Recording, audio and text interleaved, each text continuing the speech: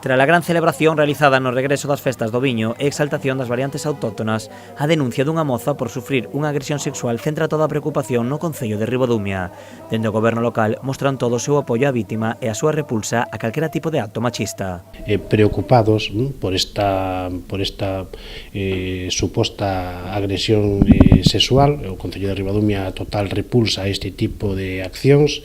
Estamos totalmente consternados porque, bueno, pois é unha noticia que para nada queremos que nun evento tan importante como esta festa do viño tinto do Salnés.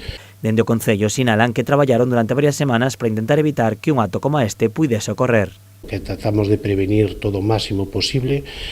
Temos un punto morado que ademais foi moi visible e que, bueno, que na que estivemos reunidos aquí no concello antes das festas, sobre todo para evitar este tipo de, bueno, de episodios negativos. Se estuvo coa Garda Civil, se estuveron cos taxistas, se estuveron tamén coas diferentes responsables de hostelería. Bueno, eu creo que se fixe un traballo de prevención que era un pouco o noso obxectivo interesante para que isto non sucedese, pero no punto morado non se rexistrou ningún tipo de incidencia nin de alerta en toda a festa.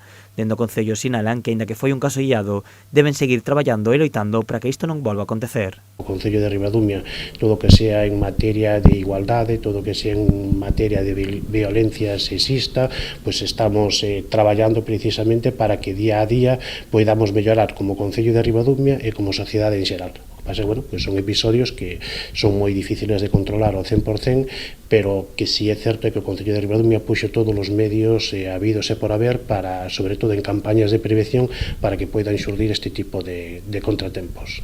Ao non rexistrarse incidencia no punto morado, a información coa que conta o Concello de Ribadumia é limitada. A investigación xa está en marcha en mans da Garda Civil.